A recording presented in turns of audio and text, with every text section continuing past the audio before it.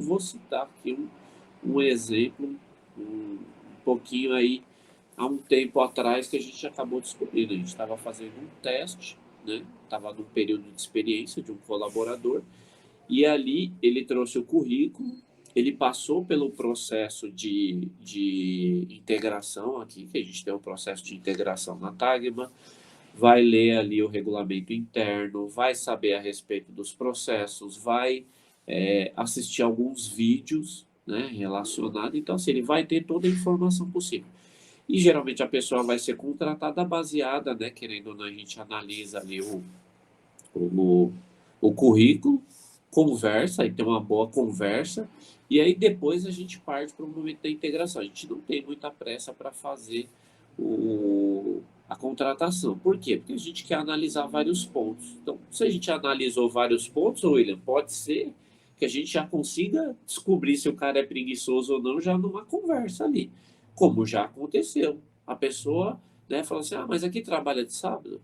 Não, não trabalha de sábado. Aí a própria pessoa, ah, não, porque né, já trabalhar durante a semana, sábado, aí ter que descansar, não sei o que. Começou a inventar um monte de argumento, aí ali simplesmente já recebeu o xizinho, né? Já recebeu o Aquele xizinho. sinalzinho amarelo já, né, deu aquele opa. Nossa, não, mas foi rápido. Saiu do verde para o amarelo, pulou para o vermelho, na hora a gente já.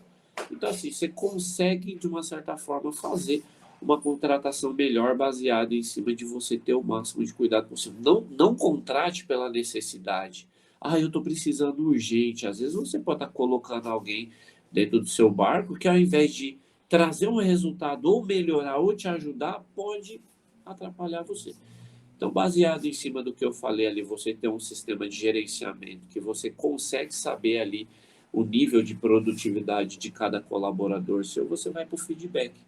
E com esse colaborador que eu estava contando, eu fiz algumas perguntas. Eu percebi que, assim, de uma certa forma, parece que você está tendo alguma dificuldade. É algum processo aqui dentro da Tagma, né? Eu gostaria de ouvir de você e eu fiz ali algumas perguntas. E ali eu extraí dele o quê? É que ele falou assim, ah, eu perco o foco muito fácil. Tipo, eu me distraio. Aí eu falei, como assim? Explica um pouquinho mais para eu poder entender. Aí falou, putz, meu, qualquer barulho assim, às vezes fora ali do que eu tô fazendo, tipo, me tira a atenção. Aí eu já fui lá e fiz uma anotação. E ali eu comecei a fazer mais algumas perguntas para entender. Então, assim, o que às vezes, né, eu poderia, de uma certa forma, achar que ele poderia ser um preguiçoso ou coisa do tipo, estava baseado em cima da atenção dele. Então, se alguma coisa, é o que a gente fez? A gente fez um plano de ação, né? Desenhamos ali um plano de ação com ele. Falei, ó, você tá ciente disso aqui? De uma certa forma, como está no período de experiência, eu preciso ainda observar você. Mas fica tranquilo, né? A única coisa que eu peço é que a gente já descobriu qual o problema que, de uma certa forma, tira um pouco o seu rendimento. Vamos trabalhar em cima disso? Vamos. Aí fiz um plano de ação escrito, né? Peguei uma testemunha, no caso eu peguei aqui o Renato, que é o responsável ali pelo pátio.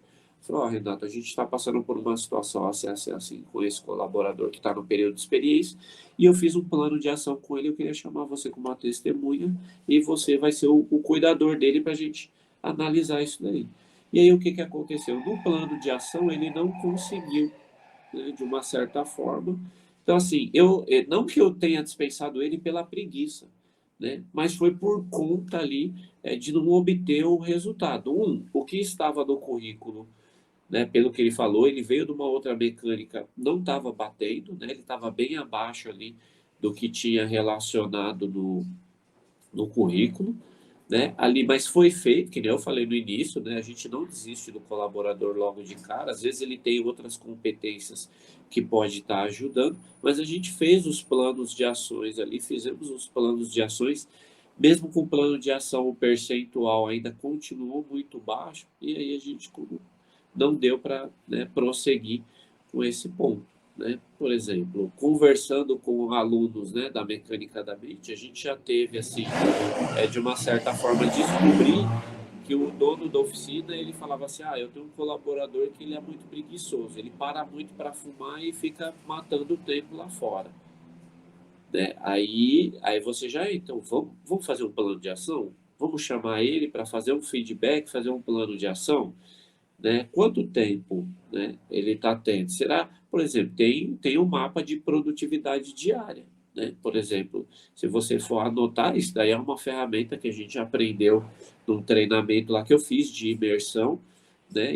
Essa ferramenta me ajudou muito a organizar o meu dia dentro da oficina, porque o dono da oficina ele perde muito tempo, né, com muita coisa pequena. Por exemplo, ele senta ali durante o início, ele vai atender o cliente, ele vai fazer um orçamento, só que nesse meio do orçamento ele vai, né, olhar um WhatsApp, mas do WhatsApp ele já, ao invés de olhar o WhatsApp do cliente, ele vai olhar o WhatsApp do grupo, do futebol, do não sei o que. Se ele entra na rede social para fazer uma postagem, ele já começa a passar o dedo no Reels. Então, essa ferramenta ajuda você a melhorar a sua produtividade ali.